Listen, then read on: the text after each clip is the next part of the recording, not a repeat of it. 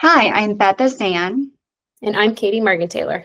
Welcome to the Junior Tennis Talk. Joining us today is a very special guest. We are honored to have David Mullins, the CEO with the Intercollegiate Tennis Association. David, thank you so much for joining us. Thanks for having me, Beth and Caitee. Yeah, pleasure to be here and looking forward to hopefully getting some helpful information out there about this sometimes confusing process. Well, we appreciate it. Thank you so much. And we know that you have a busy schedule, so carving out time like this, we know is precious, and we really appreciate it. No problem. So today is part 4 of Aging Out of Junior Tennis, and we are going to have a conversation with David to really just help players and parents better understand the college tennis recruitment process. But before we dive in, let's get to know our guest. David, can you tell us a little about yourself? Sure. I grew up in Dublin, Ireland, and learned about the whole world of college tennis probably when I was about 16 years old. Had a few friends who went off to play college tennis, and it sounded like the most amazing thing in the world, and no internet or anything like that. So just kind of had to piece together whatever information and contacts that I could, but ended up playing my college tennis at Fresno State in California. Had 4 amazing years there, fell in love with college athletics, college tennis in particular, ended up working in finance for a little bit and hating it, and was like, oh, they actually pay these coaches to coach these college tennis teams, so let me give that a go. So I ended up being a college coach for 12 years at DePaul University in Chicago, Northwestern University, also outside of Chicago, and then 8 years at the University of Oklahoma. And now have been with the ITA for the past 6 years and took over as the Chief Executive Officer on January 1st of this year, and enjoying the role very much. Well, congratulations. Thank you. Thank you. Okay, so can you tell us a little bit about the ITA, your mission, and then your role with the ITA? We know Chief Executive Officer, but maybe a little bit about what that entails. Sure. Yeah, I guess as CEO, I'm very much focused on the big picture items, the strategic direction, trying to raise money for the organization to reinvest into college tennis. But we're a small organization. We just have 14 staff members. We are doing a lot, definitely more than most coaches associations. So and we'll get into the NCAA and NAIA, but each sport within college athletics has a coaches association. And we're all built a little differently. Some focus on college tennis, high school tennis, and academy sports, or sorry, high school sports. Let's say take volleyball. Volleyball does high school, collegiate, and academies. And so do about 60 to 70% of the other coaches associations. The ITA, we're 100% focused on college tennis. So we represent all divisions of college tennis. So NCAA Division 1, 2, 3, NAIA, and then there's 2 divisions at junior college, and also wheelchair tennis. So we've got 7 divisions of college tennis that we represent. And we play a dual role of both a governing body. So we do, in the governing body side of things, we do rules. So we make the rules for college tennis. We do rankings. We run championships. We train and certify officials for college tennis. And then on the Coaches Association side of things, we do awards for our coaches, student athletes, folks who have given back to the sport in different ways. We have halls of fame, men's and women's hall of fame.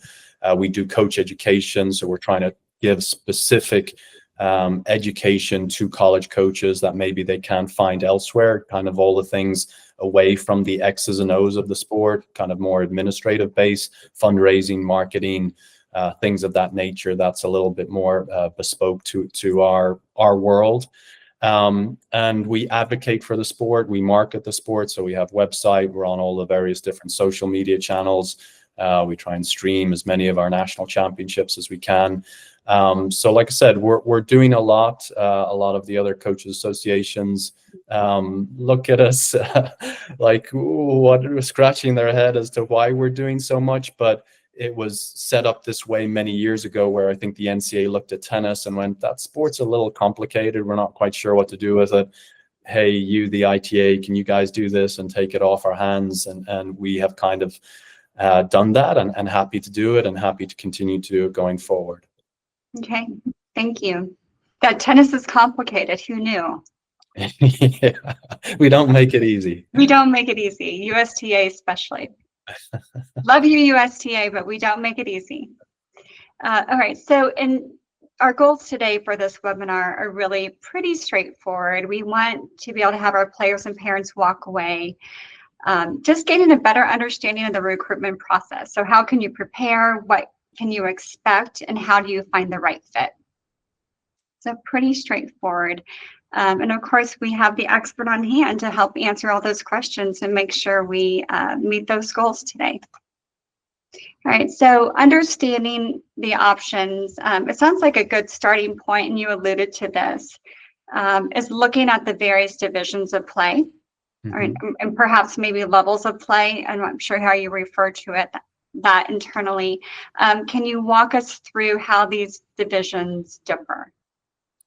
Yes, so NCAA Division 1, 2, and 3. So that's, again, most people are familiar with the NCAA. They're familiar with March Madness basketball. That's probably where they've heard about the NCAA, and then understand that the NCAA is responsible for all these collegiate sports. And so the NCAA, they're responsible for the eligibility and the enforcement of rules within collegiate athletics. They also run a national championship, that, again, giving the basketball example.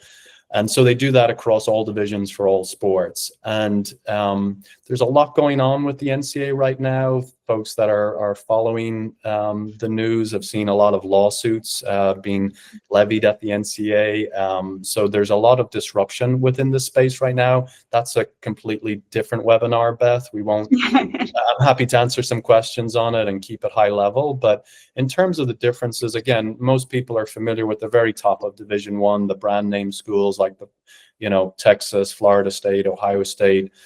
You name the college that most people are familiar with. But there are so many opportunities out there across Division 1, 2, and 3. I think the biggest differences between, say, Division 1, Division 2, and Division 3. Division 3 is often considered a more holistic experience, that they truly put the student, when you talk about student athletes, they truly put the student first.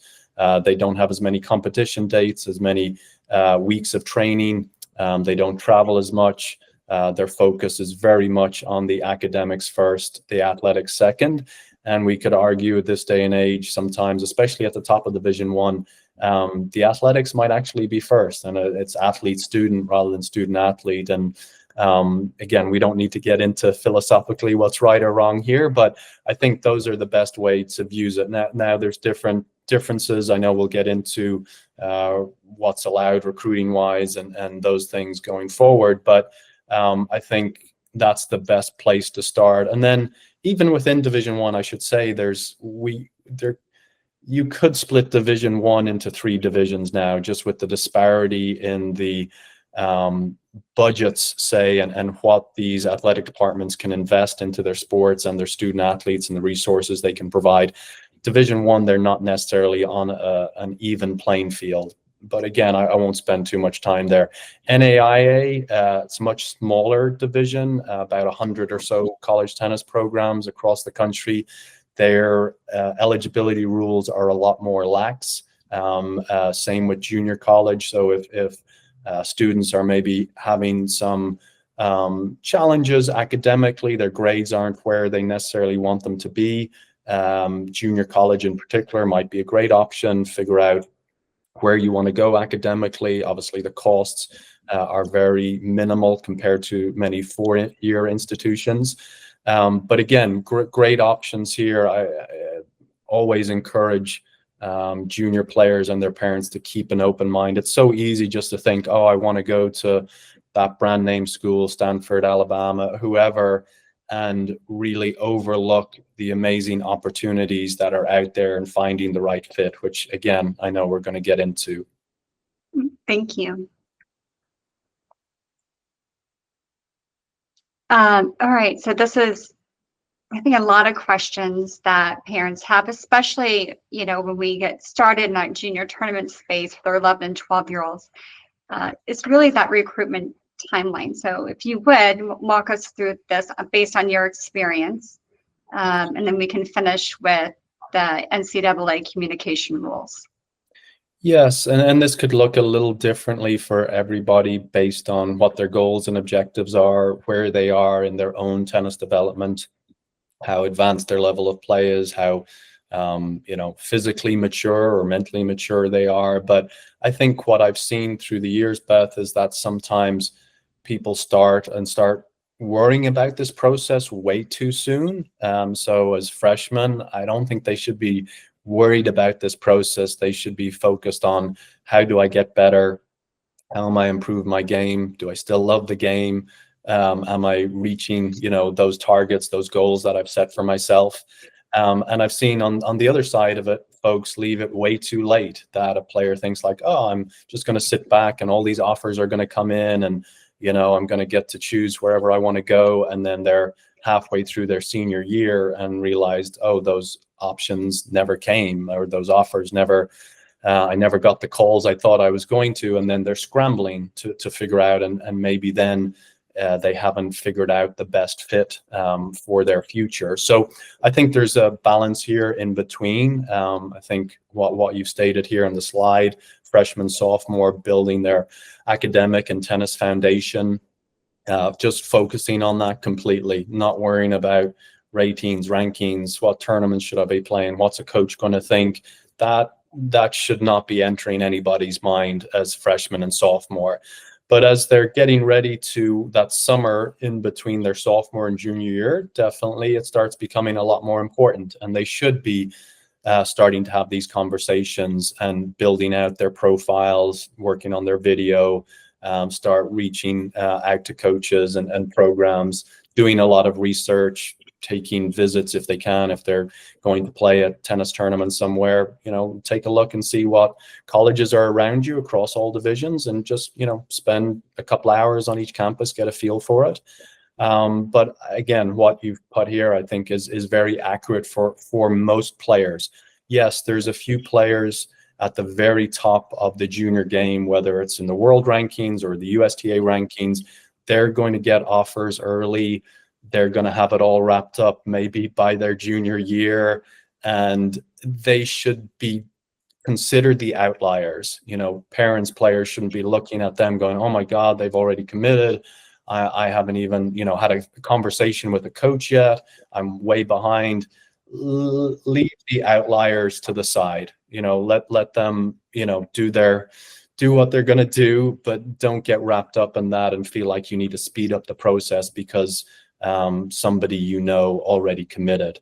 So I think what you've laid out here is how it usually plays out. I think the one thing that's changed a little bit in recent years are the adaptations to the transferring rules. So a lot of people will have heard of the transfer portal. So players can now jump from one college to another very easily. There used to be a lot of restrictions on this, and I think going forward those restrictions will come back in place. But in this current environment, a lot of coaches are maybe holding their scholarships longer. So that's good and bad. They're holding their scholarship longer. It's bad because I guess that stress can build, and there may not be scholarships available to those junior players coming through as quickly as they hoped.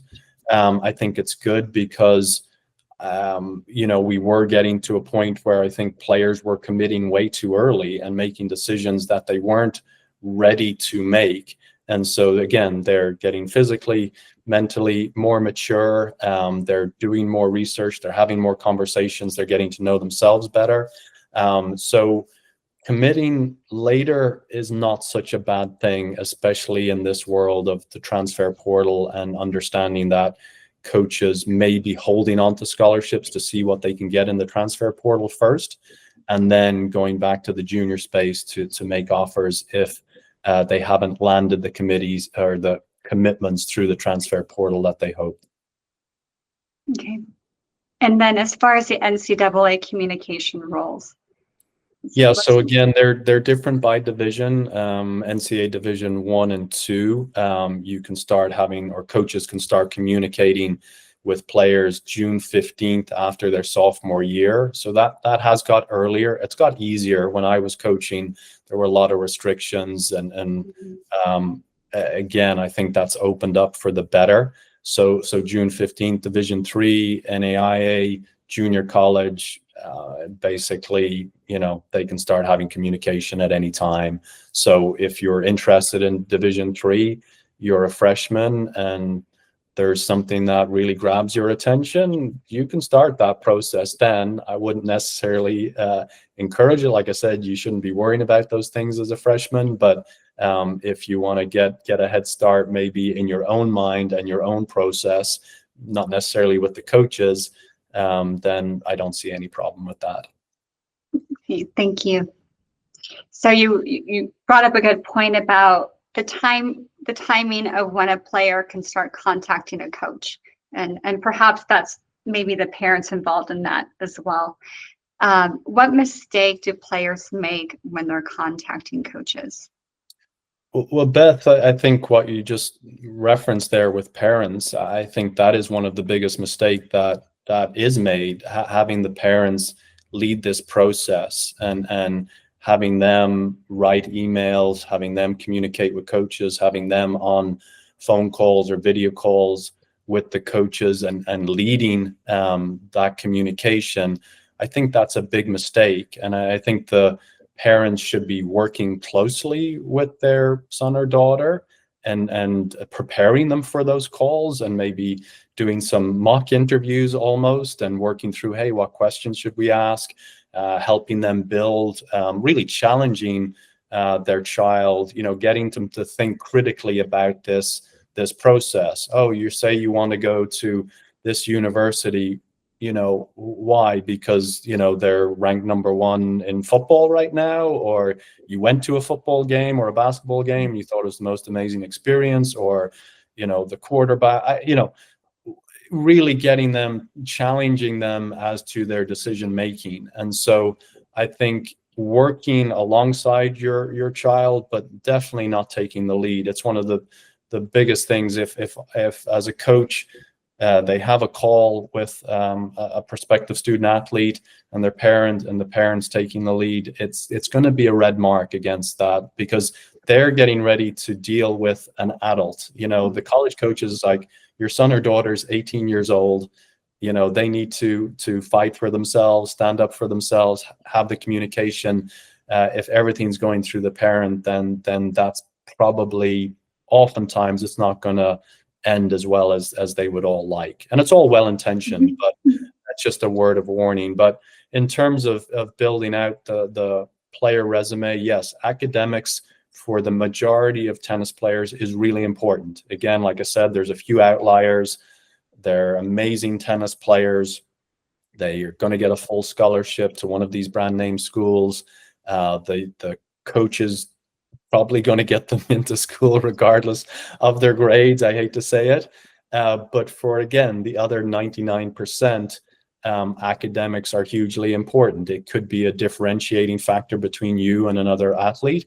It can definitely be a huge differentiating factor in terms of the amount of the costs that college is going to take. So academics, tennis results, again, that's what coaches are looking for. They're looking for progress. So tennis results, it shouldn't be too binary. Did I win? Did I lose? There's progress that players can demonstrate. Like I lost to this player 6-1, 6-1, who's ranked, top 10 in my section, and I played them 6 months later and I lost 6-3 in the third set. It's not always about your best wins. The coaches are looking at score lines. What are you doing, say, when you've lost a first set 7-6 maybe? Are you always losing that second set 6-0? Or is the next set 7-6? What's happening in the third set? Are you retiring from a lot of matches when it gets to 3-all in the third set? Are you pulling out of the consolation draws every time you find yourself in a consolation draw? So don't look at it as wins and losses. Look at it as, how am I demonstrating progress over a period of time? The other areas here, short highlight video, we do, and I know we're going to provide those resources later, Beth, on a slide where on our website we give a lot of guidance as to how to develop that video. But very briefly, coaches want to see your full game. They don't want to see a coach feeding you balls. They want to see the type of ball you're receiving. They want to see how you're moving. How do you go from defense to offense? What is your movement out to the corners? Your transition game. They want to see all aspects of it, and they want to see it in a dynamic way. So the more points, the better. Professional communication. Yes, like I mentioned, being prepared for those conversations with the coaches, making sure you have questions ready to go, that you're not looking at your cell phone, you're not looking, away, or you're not deferring to your parent to answer the questions. And then character and work ethic. Yes, I mean, we're talking about small margins there. A coach is looking at a resume. They have similar ratings, rankings, results, academics. What is going to be the differentiating factor? Well, it's probably going to be character and what do they believe the players' current work ethic is, and what is their potential for growth there. And so they want to know that they're going to be a productive member of their team, that they're not going to be selfish, that they recognize they're in a team environment. They're all working towards the betterment of the team, not necessarily just about themselves. And so, yeah, anything that can be done to demonstrate that. And I think players can do that when they're competing, that they can demonstrate to a coach, I've got great character and great work ethic. I'm demonstrating that by how I'm preparing for the match. So coaches are looking at everything when they're watching you at a tournament. They're looking at what you're doing before the match, how you're preparing. Are you mucking around with your mates, or are you in a corner, with your headphones on, stretching, getting prepared to play? What are you doing in between the points? As I said, what are you doing within the score line?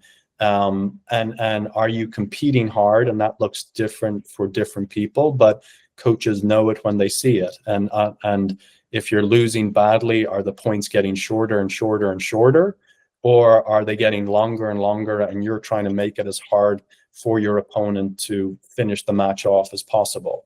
And then what are you doing after the match? How do you take that loss, say, or how do you manage yourself in a win? Do you take it humbly, and are you gracious?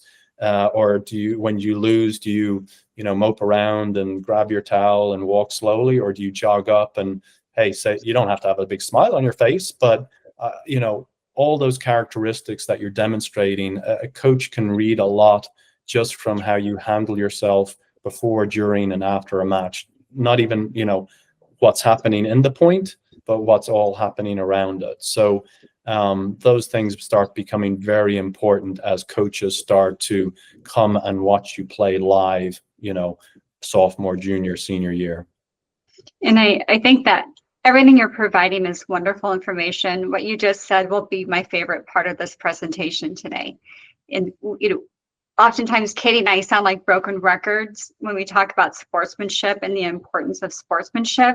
And you just illustrated beautifully why that's so critical, especially for a player wanting to play collegiately, because you never know when a coach is attending a tournament and watching. And in turn, tournament directors, facility directors, Caitee and I, other staff members will field calls from coaches saying, hey, I'm looking at this kid. Can you tell me a little bit about them? So, eyes are always on you when you're at these tennis tournaments, and that's an important thing to remember. As you said, a college coach is building a team, and so they have to make sure they're not bringing somebody who's toxic in their behavior into an environment where they want success. So, very much so. Thank you for speaking to that. No, it's hugely important, and it's so easy. I don't say so easy, but it's one of the things within your control, right? And Mhm. your body language and how you respond. And coaches are paying attention. If somebody is bad line calls and they're building a bad reputation, there's just certain things that coaches would prefer not to have to deal with. They want to make you the best player and person you can possibly be. They don't want to spend energy on trying to, improve your sportsmanship or your body language or how you respond to being down in a match. Like all of those things, by the time you're 18, yes, we can all improve them all the time. They can always get better, but coaches don't want to see big holes or gaps there. They prefer to avoid that. I agree. Thank you. All right, finding the right fit. How should players weigh scholarships versus academics? Yeah, it's very much a personal decision, and this is where the parents come in to really challenge their child as to what's most important. And it's always a balance as a parent, how much you want to be realistic with them. Sometimes they might share goals with you that you're not sure are appropriate at that particular time. But you also don't want them spinning their wheels if they think, oh yeah, I want to go play here, and they start emailing and calling those coaches and never hearing back, but they still believe it's just I'm another month away or whatever it is. But yeah, getting clear on what is it you want to get out of this experience. It's probably the most important decision a child will make at that stage of their life. There's bigger decisions ahead of them, but at that stage, it's probably the biggest one they're going to make. And they shouldn't take it lightly. They should spend a lot of time thinking about this, again, trying to develop a level of self-awareness. Yeah, when you're thinking about, say, location and the size of the school and the team culture, the athletic goals of the program, the coach's personality. Do you believe the coach can help develop your game? Are they the right fit for you? And then academically, at the end of the day, whatever the saying is, whatever 99%, are going to do something other than go pro in sports. And so if you have a good sense of what you want to do academically, then that can eliminate a lot of programs as well, because they don't, fit the criteria, or they don't have that degree program or whatever it is.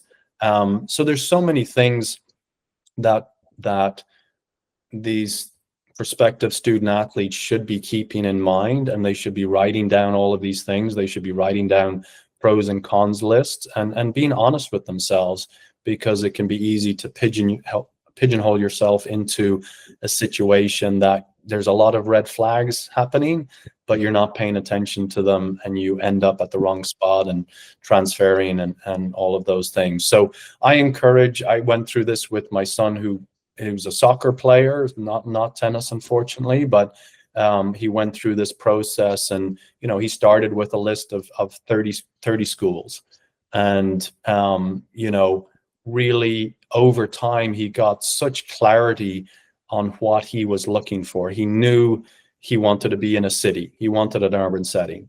He did not want to be in a kind of a traditional, as I said, we were 8 years at University of Oklahoma, and no offense to David Menahan, he didn't want to live in a place like Norman, Oklahoma. He wanted to be in a big city. And so he'd experienced that. He knew that. He knew he wanted to study business. He knew he wanted to be on a roster that was maybe middle of the pack in their conference. He wanted to have a starting position his freshman year, or he wanted to fight for one at least. He knew he wanted to get good athletic and academic scholarship. There were several other things there that the weather wasn't important to him. So as he got clarity on these things, making that final decision ended up being really easy, because he found an institution that met all that criteria. And so, yes, the more time, attention, work you can do on this, the better off you'll be in the long run. Thank you. Yeah, being intentional is what it sounds like. Very much so. This isn't something that you should let come to you. If offers come in and coaches are showing a huge amount of interest, absolutely. Maybe initially you're like, oh, I don't want to go to that school or that location. No, do the research, learn more about it, and see potentially it might be a better fit than you thought. You'll learn something from going through that process. Thank you. And then scholarships and financial realities. You had touched on this a little bit back at the beginning as far as what's available at different levels of play, but also that coaches may be holding on to scholarships. You don't always know what their plan is going to be with those scholarships, but in your experience, can you help give us a little bit of guidance on the subject? Yes, again, very challenging. This is evolving. It's evolved just this past summer at the Division I level. There's now roster caps for most Division I institutions, so they can only carry 10 players, whereas before they could basically carry unlimited if they wanted to and wanted to support more players on a roster. Traditionally, again, on the men's side, there was 4.5 scholarships to be split amongst as many players as the coach wanted to split that money, and then 8 full scholarships on the women's side. Most Division I schools currently are keeping to those numbers, but some are increasing. So some universities have 10 full scholarships to give now on both the men's and women's side. Others might have gone in the other direction. If they had 4.5 on the men's, maybe they have 2 now. So this is evolving. I think the male players in particular probably shouldn't expect a full scholarship. There's not many of those to go around. So I think they can prepare that there's going to be partial athletic aid for them, and then hopefully some academic aid if they're meeting the various benchmarks for that institution. And the coach will walk them through what that looks like and paint that picture for them. Obviously, some research can be done online and get a sense of in-state, out-of-state tuition and room and board and all those expenses. I think all of that is, that information is all readily available now.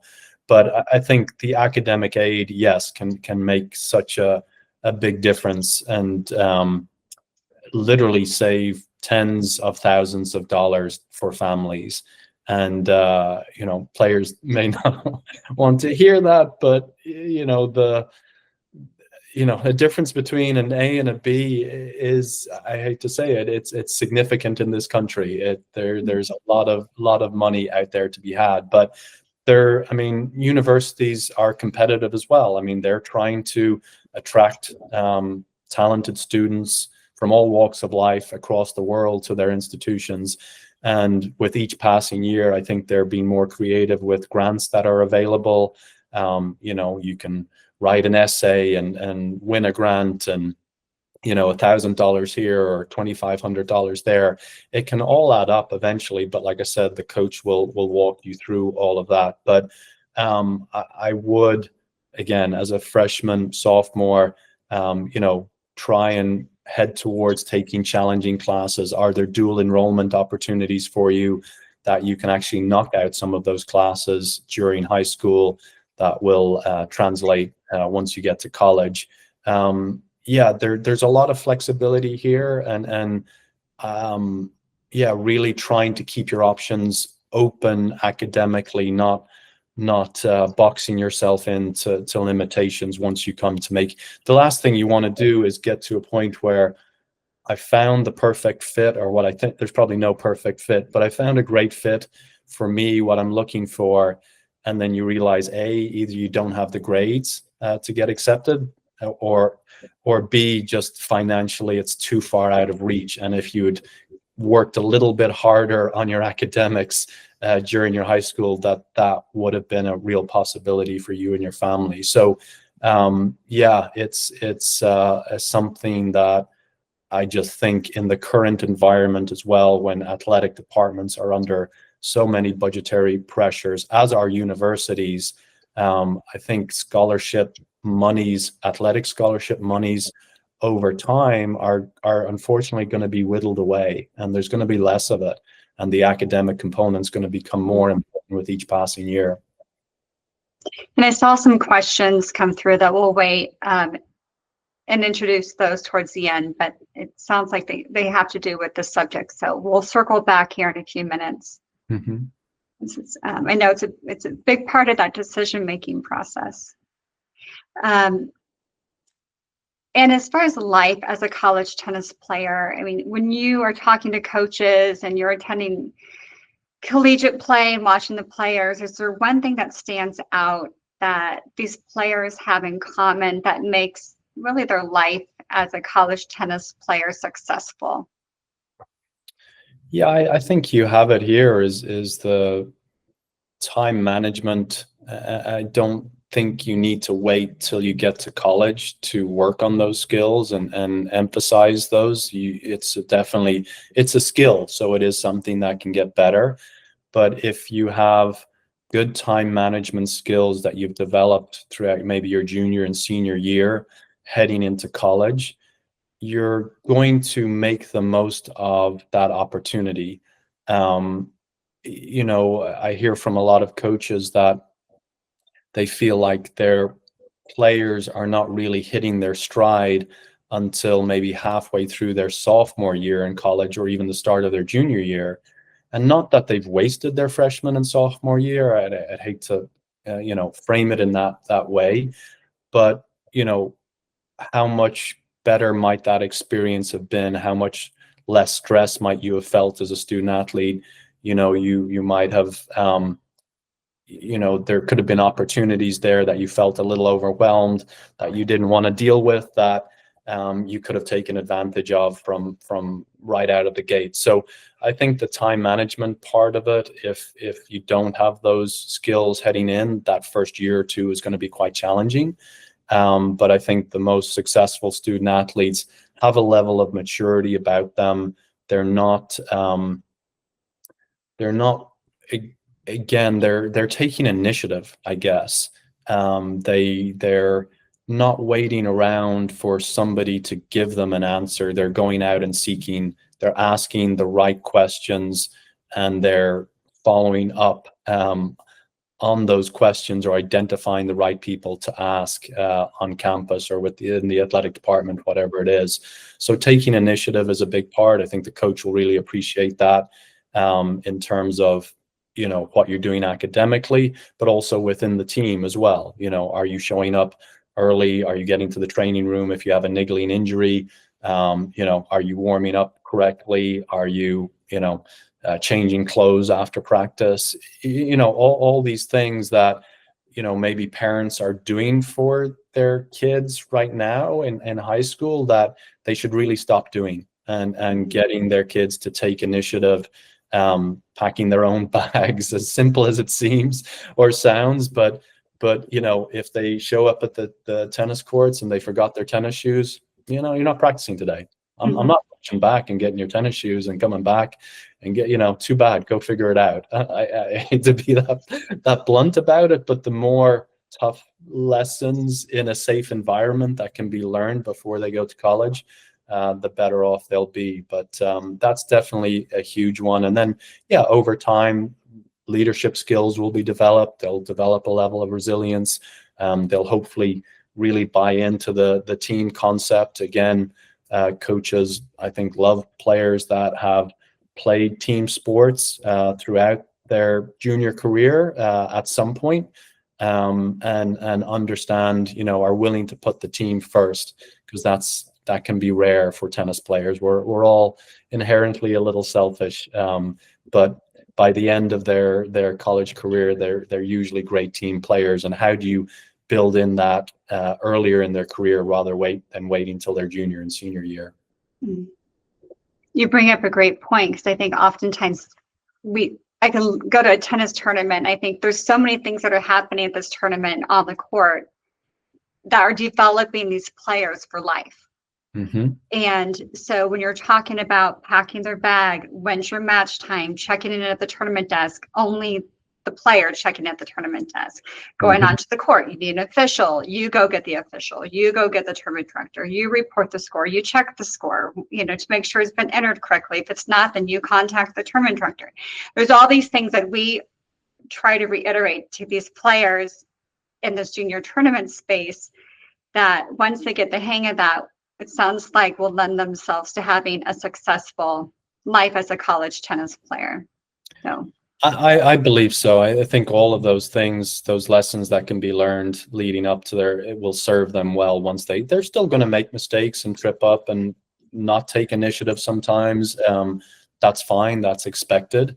But they shouldn't be learning those lessons for the first time the day they set foot on campus. That's going to put a lot of pressure and stress on their shoulders that they're already feeling heading into a new environment and meeting new people and the time management of it and yeah, it's again, it's a fine line, but I think more parents can lean into that, especially as they're getting into their junior and senior year of high school. Like yesterday, I went to the dentist and I checked in and I sat down and dad came in with his son who was probably like 17 or 18, and the dad checked him in. Like instead, I was like thinking like, no, why can't the dad just drop him off? He's 17 years old. But anyway, it's things like that I'd pick up on as a former coach, I guess, and knowing that that's not serving those players well in the long term. I agree. They also should know how to do laundry. That's my 2 cents worth. And cook. Those are all important.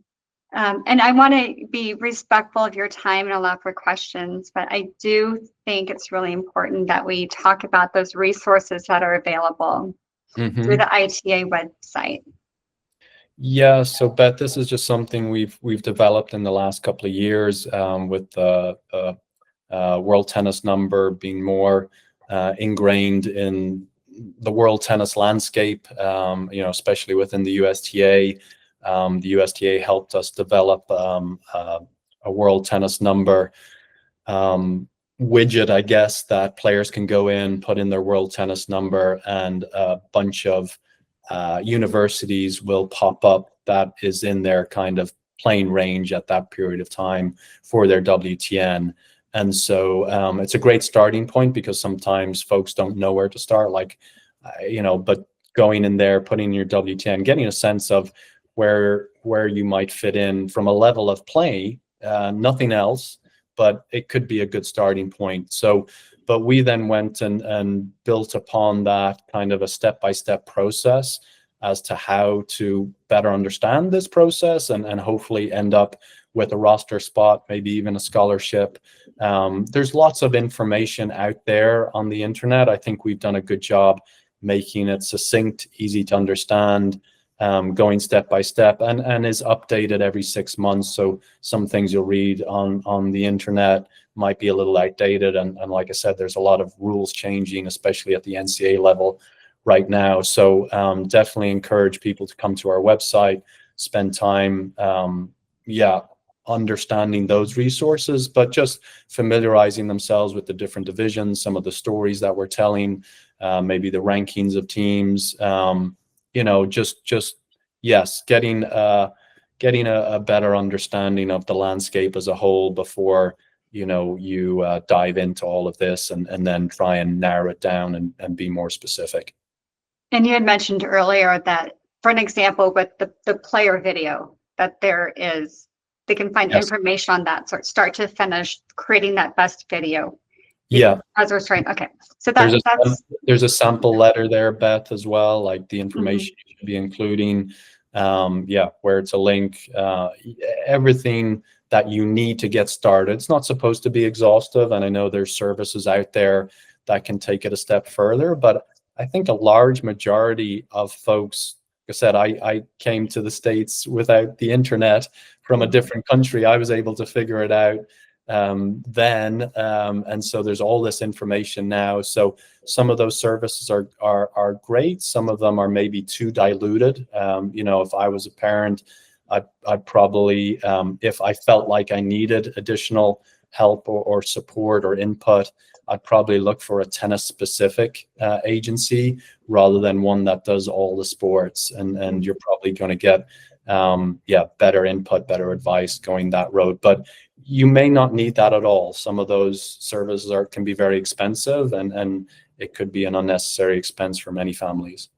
Okay, thank you. Yeah. So we have, let's go. I'm sorry, your key takeaways. I did have a question for you. It's sort of a loaded question. So if you have one piece of advice that you could give to players, what would it be? Is it going through this recruiting process, Beth, or when they come to college? It's up to you. Okay. I think going through this process, like I said, taking the lead, taking the initiative, understanding that it is work, that the more work you do, it's kind of like preparing for a tennis match. The more preparation you put in, the more likely you are to play well and get the result that you want. But understand this isn't necessarily supposed to be easy. Like I said, this is one of the biggest decisions you'll make. You want to get input from your parents. You want to get input from your coach, maybe other players that have gone on to college and have gone through this process. Have conversations with everybody, but ultimately you need to make the decision. I would not put that in the hands of somebody else.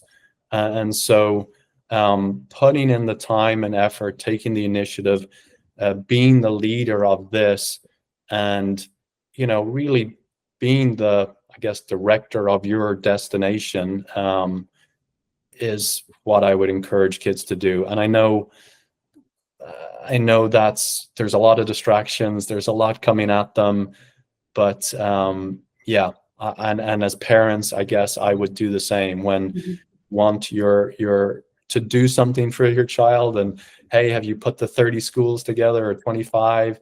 No, sometimes you have to let them fail, but there to support them and catch them.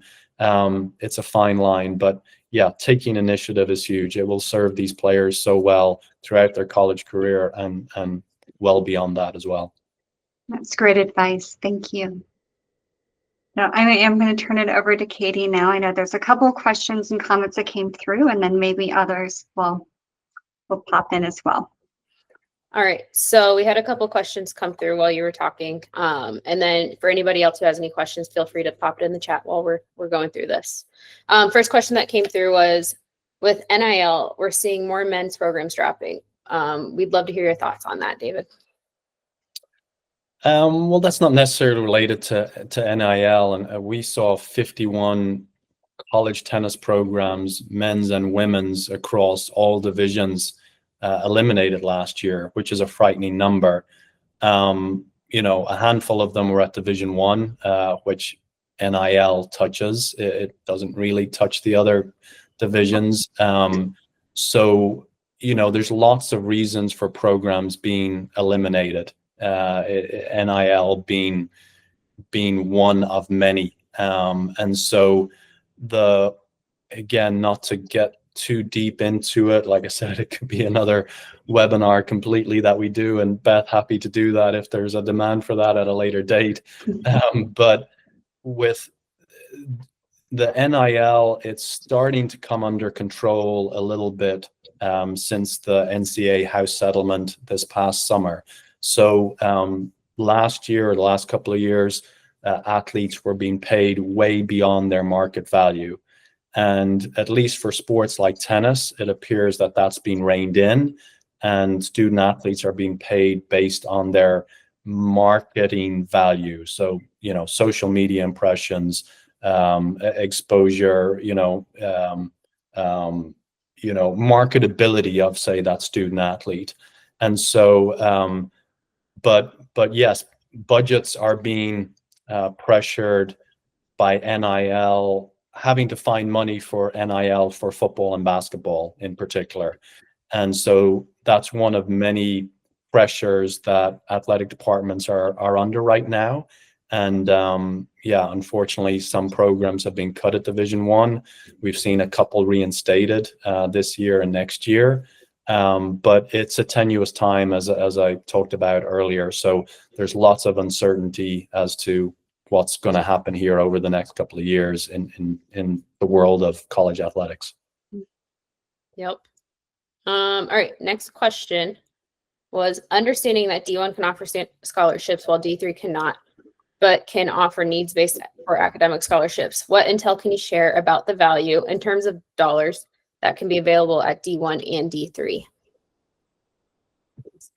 Gosh, it's so specific. I mean, I don't know that I can give any specific intel, especially with the changes at Division One and some programs being increased scholarships and some being decreased, and that's going to change with each passing year, as we just talked about the budgetary pressures. An athletic department that's offering 8 women's scholarships and 4.5 men. Next year, they might decide, hey, we're going to 5 women and 3 men's scholarships. So this is changing rapidly. It's like I said, I think universities are being maybe more creative with academically what they can do. I spoke to a coach yesterday who is now able to use in-state tuition numbers for out-of-state athletes. So, that's a change that's occurring. I think you're going to see more of that. So I think there will be more academic, there will be more creativity on behalf of the coaches going forward. But it's just such a dynamic space right now that you're just going to have to take it one step at a time and work closely with the coaches as to what packages are available. I wish I could be more specific, but I'd be leading you in the wrong direction if I was. All right, and we have a 2-part question here. I'll give you the first part. Are they going to keep the 2-year pilot for the NCAA singles in the fall? That decision will be made by the NCAA in April, and so we're coming up the second year of the NCAA championships being in the fall. The championship starts next Tuesday. The NCAA Tennis Committee will start meeting in December. They'll do a survey to coaches, conferences, athletic directors. They'll get that feedback, and then they'll deliberate. The NCAA Tennis Committee will make a recommendation to the NCAA Board of Directors. They'll decide in April, and we'll be told then. All right. And then another one, she said, I've heard people talking about 5 years of eligibility. Do you think that will be implemented soon? And if so, how will that affect recruiting? Yeah, again, the eligibility rules. The issue facing the NCAA right now is that they don't have any type of antitrust protection. There's a number of legislative items being pushed through Congress. If people want to look up the SAFE Act and the SCORE Act, those are the two. The SCORE Act seems to have more support. It does provide antitrust protection for the NCAA that they can actually then enforce their eligibility rules, because they haven't been able to do that over the last several years because of all the lawsuits. So any eligibility changes that they propose going forward will be looked through the legal lens. They will have attorneys looking at this. Where are the holes? Could we get sued for this? Are we able to enforce it? And until the NCAA gets that antitrust protection, which I don't think is coming anytime soon. We're just coming out of a government shutdown. Obviously, there's other priorities within Congress right now, way above and beyond college athletics. Hopefully, they get to it at some point in 2026. There's probably a merging of the SCORE Act and SAFE Act that hopefully both parties can come together and support and drive through Congress. But I know that's a long answer and maybe more detail, but all of these things like 5 years eligibility, transfers, age limits on players, prize money even, that's another lawsuit that's occurring right now, and tennis players being able to accept money. Again, that's a whole other deal.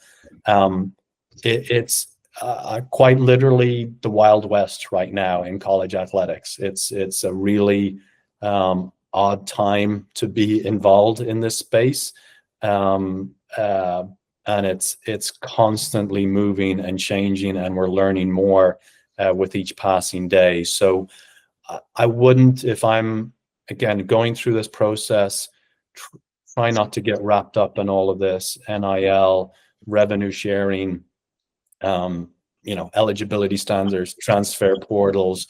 You'll drive yourself crazy. You'll learn a lot about it, and then 3 months from now, it will have changed again. So just focus on getting better, figuring out the right fit, and the NCAA and athletic departments, conferences, they're going to make decisions in whatever timeline, this all plays out. Nobody has a crystal ball here. So don't spend too much energy focusing on all of that would be my advice. Thank you. Well, David, it's been such a pleasure spending time with you today. This QR code for those who are watching will take you to the website where all those wonderful resources and information live. But we can't thank you enough. And since you threw it out there, we might take you up on your offer to have another webinar, perhaps a little bit more in-depth and focused on the NCAA and navigating that world. So there's a lot going on there, and you are the best informed. So but until then, until we see you again, thank you for joining us today. It's been a real pleasure. Yeah, thank you for having me, Beth and Caitee, and yeah, hopefully it was helpful, and yeah, always happy to provide updates, and if folks have questions after they've gone through these materials, they're welcome to email me, dmullins@itatennis.com. If I don't have an answer, I'll find you an answer or pass you over to one of our other staff members. So yeah, we appreciate you getting the word out about college tennis, Beth and Caitee, and look forward to our next conversation. Thank you, David. You have a great evening. You too. Bye-bye. Thank you. Bye-bye.